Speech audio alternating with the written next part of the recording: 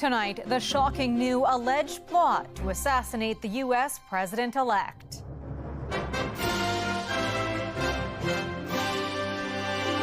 An Iranian operative and 2 accomplices charged in a murder-for-hire scheme. These individuals allegedly plotted to murder an American citizen on our soil at the direction of a foreign terrorist organization. And the billionaire friend who reportedly joined Donald Trump's call with the Ukrainian president. Trade and border top the agenda for a revived Canada-U.S. committee. We're ready to tackle some of the new challenges.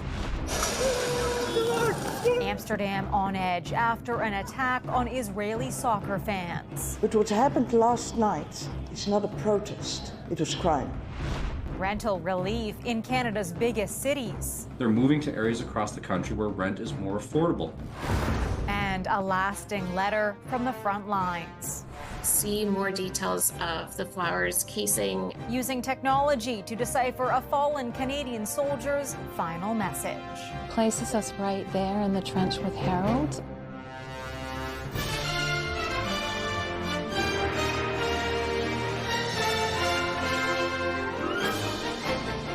CTV National News with Heather Butts.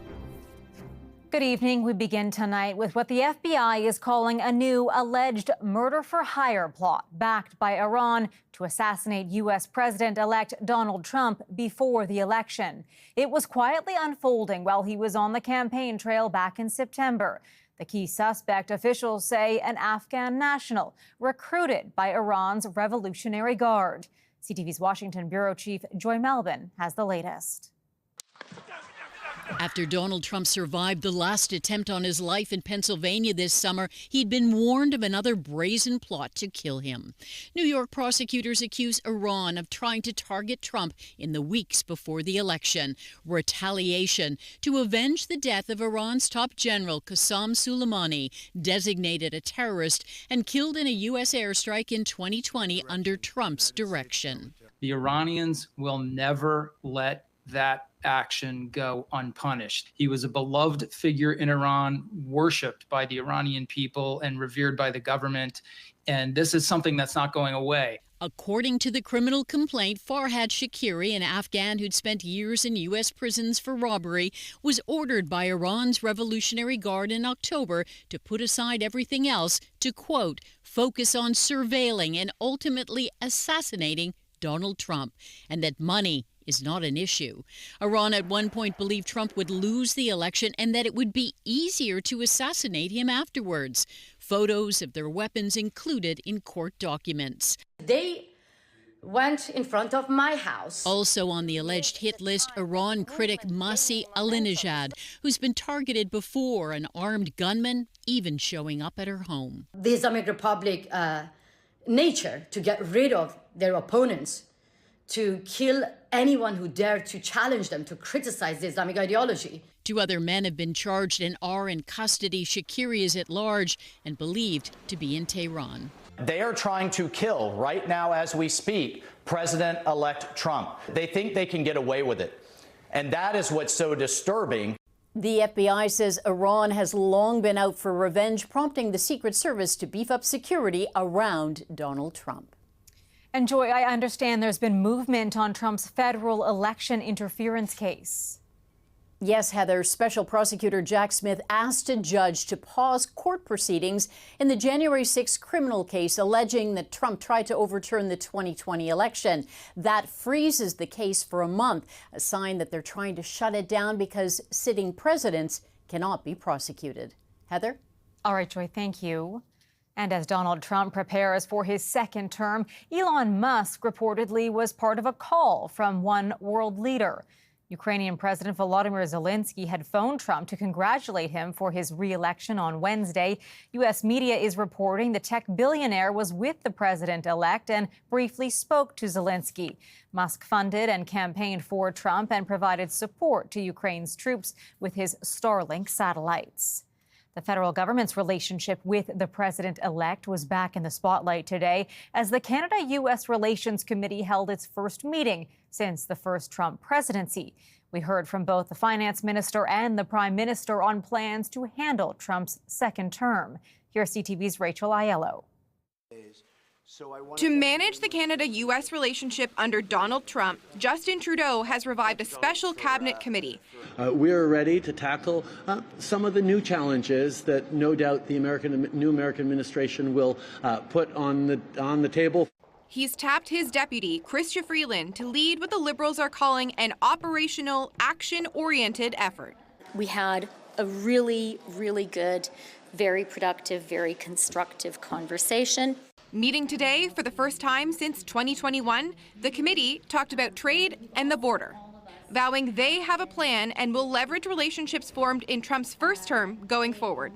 Though it could be deja vu for the Liberal government, Trump has reportedly asked his chief NAFTA negotiator Robert Lighthizer to play a key role again. Hoping for a less contentious relationship this time around? We don't like their representative very much. That representative seemed unfazed today. Donald Trump has said that he doesn't like you very much in the past. What makes you the best person to lead the Canadian government's efforts here? I think that President Trump will obviously speak for himself, and I would never put words in his mouth. But in my experience, President Trump respects strength. Freeland is one of 11 ministers on the committee. The others all hold portfolios that are likely to be pressure points with the next president, including public safety, democratic institutions, defense, immigration, and natural resources. All of them now reaching out to key stakeholders and politicians on both sides of the border to make Canada's case.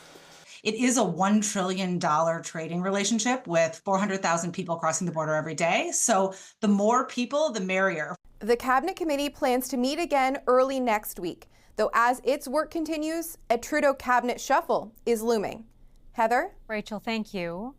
As questions loom over the Prime Minister's leadership of the Liberal Party, a new poll by Nanos Research done for CTV News shows most Canadians don't have a clear alternative in mind. 26% of Canadians chose none of the above from a list of candidates. 18% chose former Bank of Canada Governor Mark Carney, with Justin Trudeau and Deputy Prime Minister Chrystia Freeland next at 11%. This was the first time former BC Premier Christy Clark was added to the poll, and she got 4% of the votes. And in British Columbia, a recount has confirmed David Eby's New Democrats have enough seats for a majority government. The recount in the riding of Surrey Guildford showed the NDP beat the Conservatives by just 22 votes. Certification of the vote is set to happen next week after an appeal period. Recounts aren't uncommon in BC elections, but only one race has been overturned in the province in at least the last 20 years. There is some mixed news in the latest jobs report from Statistics Canada.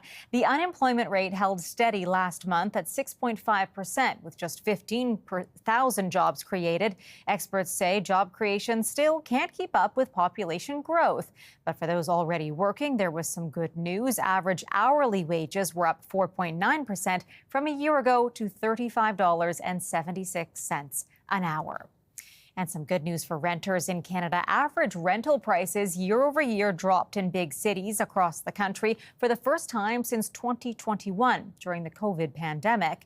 CTV's Kamal Karamali has more. And Kamal, why are we seeing this drop? Heather, the average rent in Canada went down 1.2% in October compared to the same month last year. It's the first time we're seeing a national year-over-year decrease in more than 3 years. The last time we saw a drop was in July 2021. Back then, rent was $1,750 per month. The average price of rent across the country then hit a record high back in June at just over $2,200 monthly. Since then, it's dropped $50 down to roughly $2,150. A one-bedroom in Vancouver is down roughly 9% compared to this time last year. Almost a 9% drop in Toronto. Montreal seeing a 4.5% decrease, roughly the same in Calgary. Housing experts say apartment construction completion has been the highest this year than we've seen in decades. While we're seeing a decrease in rent in urban centers specifically, what's also happening is an increase in rent in small to medium markets because more people want to leave the city to live a more affordable lifestyle. People are deprioritizing working at these downtown and living in these downtown cores in search for secondary markets with more affordable rents. And that's why you see areas like Saskatchewan, Atlantic Canada.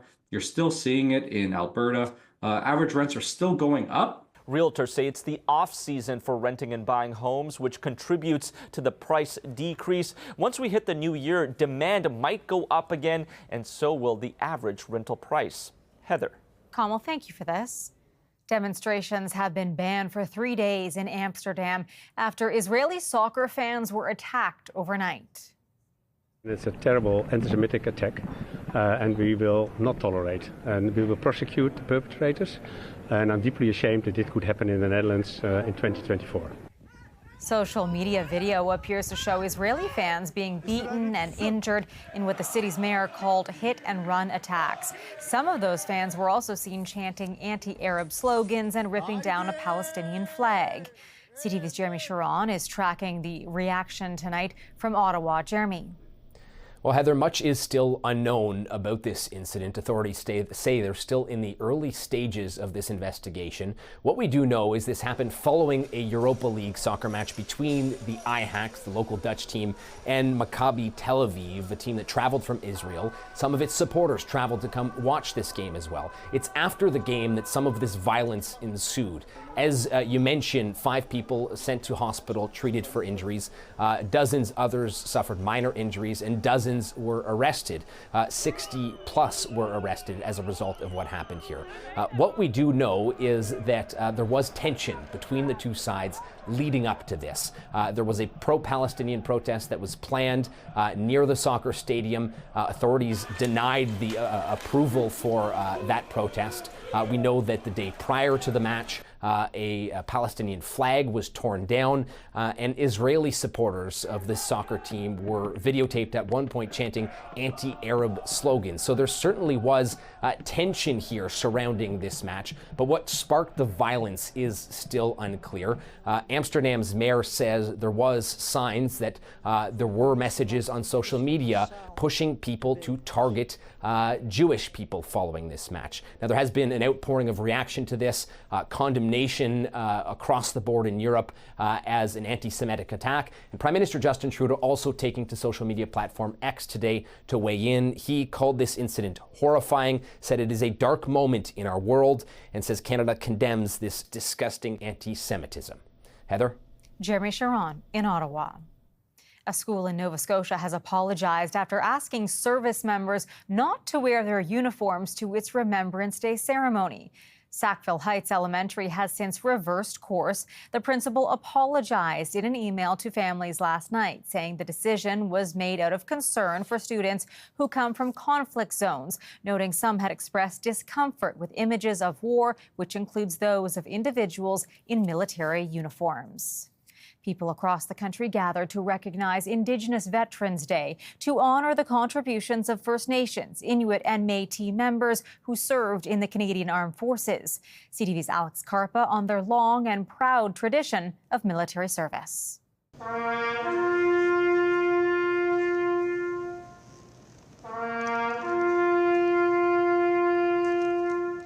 They defended Canada, and they gave up their lives to defend freedom as we know it. Today, Indigenous veterans were honored and remembered across Canada. We honor them for everything that they have done and all those who fight every single day to create a better world. Devin Beaudry spent 35 years in the Royal Canadian Air Force, joining in 1978. He retired in 2013 and has been a representative for Indigenous veterans ever since. We got to remember them every day. And by wearing a poppy or some symbol of a poppy every day, there's that remembrance. For veteran Alexander Beardy, it's an emotional day. Right now is for our brothers and sisters that are passed on. May they rest in peace. But us, the ones that are still here, we abide in peace. In the past, however, Indigenous veterans were treated unfairly, denied benefits and access to support programs, even after serving on the front lines. Not happy all that happened, but I wish it would never have happened. I wish we could have got along in a better way than that, in a good way. Indigenous Veterans Day was first established in 1993, and the latest numbers show there are around 23,000 Indigenous veterans across the country. Alex Karpa, CTV News, Winnipeg.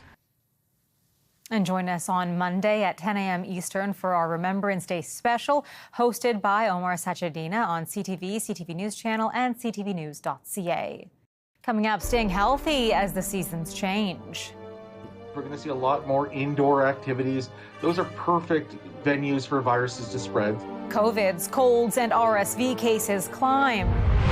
Plus, 16 carriages. Queen Bee dominates the Grammy Nominations.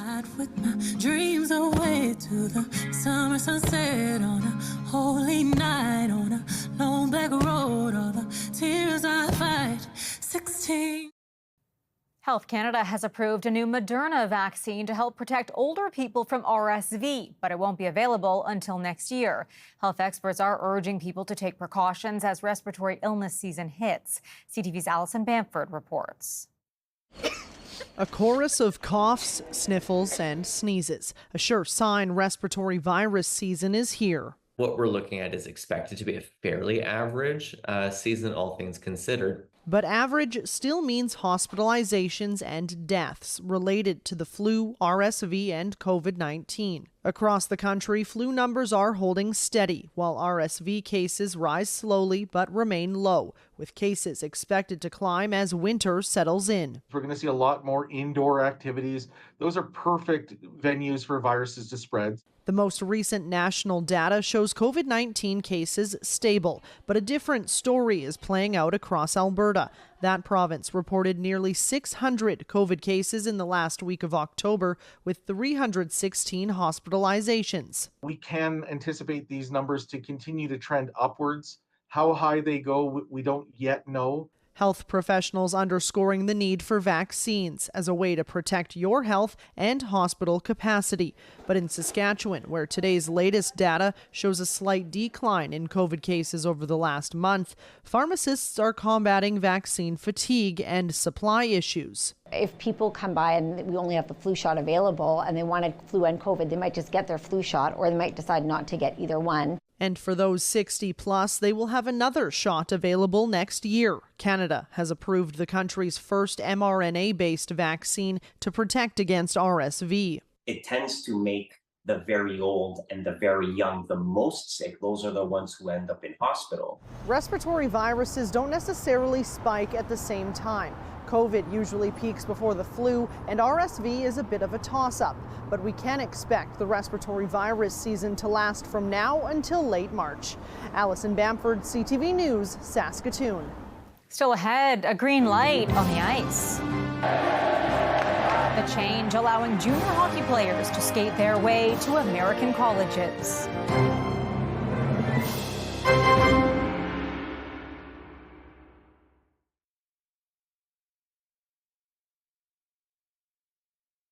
A game-changing play in the hockey world. Major junior players in Canada will be eligible to hit the ice at U.S. colleges starting next season. CTV's Paul Hollingsworth has the highlights. Starting next season, CHL players in the Ontario, Western, and Quebec Maritimes junior hockey leagues will have a green light to choose NCAA Division I as a hockey destination. It opens up a lot of doors, especially for next year. There's definitely opportunity there. Including more U.S.-based educational choices. The change could also bring a recruiting upside for major junior teams. It's like having a whole new area to choose players from. So we're going to have to go to work. We've been scouting some kids in the U.S. already. CHL players were previously blocked from playing for a U.S. college or university because they received money for living expenses and that qualified them as professionals. The NCAA voted to change the restriction and give players more options. It's really hard to see a guy who wants to play high-level hockey and wants to succeed, and they have to choose between the CHL and the NCAA at such a young age, and it's a pretty big life decision to be making at 15. Canadian universities could feel a strain when it comes to recruitment. Major junior players, instead of only having the option to play university hockey in Canada, can now play for any one of the 60 NCAA Division I teams in the U.S. And I think that's where it's going to be hardest hit. and felt. U Sports, the governing body for university athletics in Canada, said in a statement they will continue to strive to remain a destination of choice for future student athletes. Paul Hollingsworth, CTV News, Halifax. The Grammy nominations were announced today, with Beyoncé making music history once again. 16 carriages driving away while I watch them ride. The music icon is up for 11 awards, bringing her total number of nominations over her career to 99, which is the most by any artist ever. Several Canadians are also nominated for their work on her album, Cowboy Carter. After the break, mystery solved. The message behind a memorable note sent home from the front lines.